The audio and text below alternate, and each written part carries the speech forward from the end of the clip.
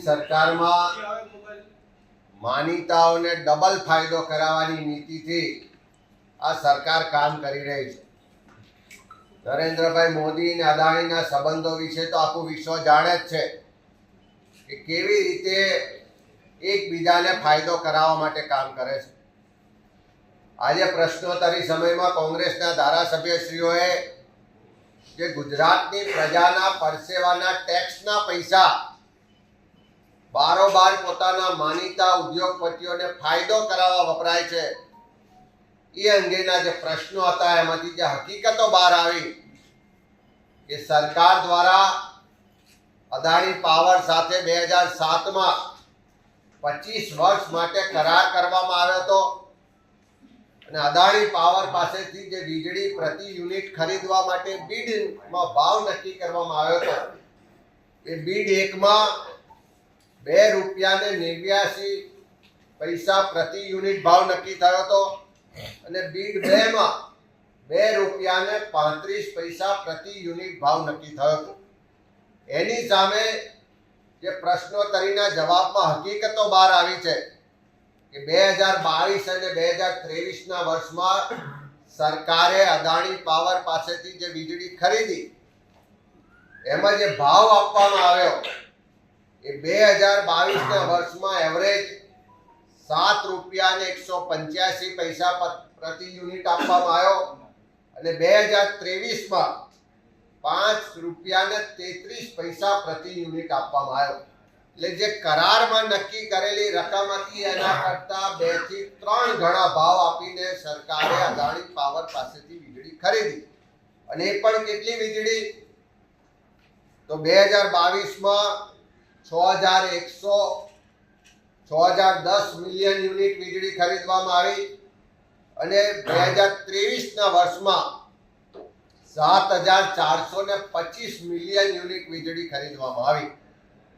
આપણે કોઈ સામાન્ય વિધવા પેન્શન વધારવાનું હોય, વિકલાંગ પેન્શન વધારવાનું હોય, કોઈ ગરીબને થોડી મદદ કરવાની હોય તો સરકાર પાસે પૈસા નથી.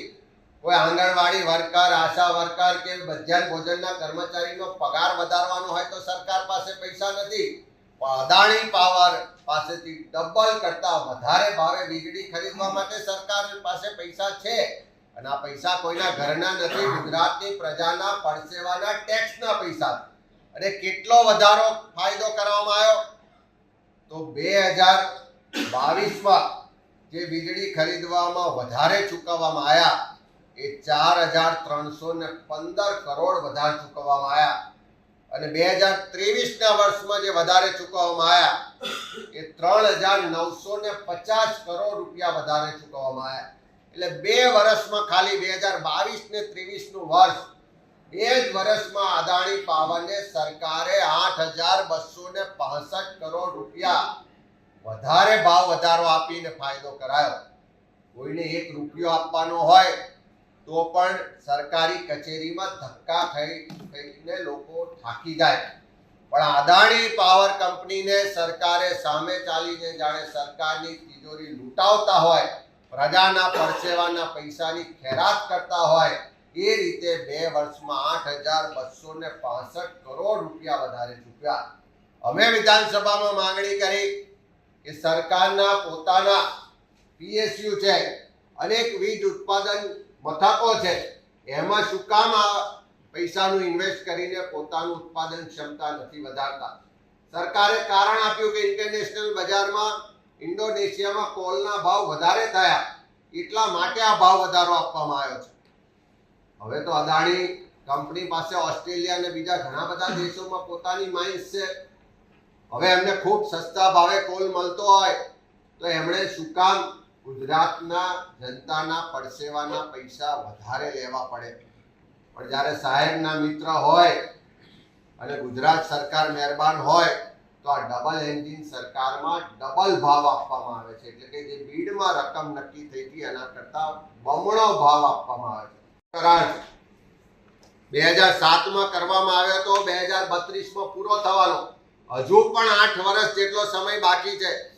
જો આટલો જ વધારે આપવો પડતો હોય તો એ કરારની સમીક્ષા થવી જોઈએ.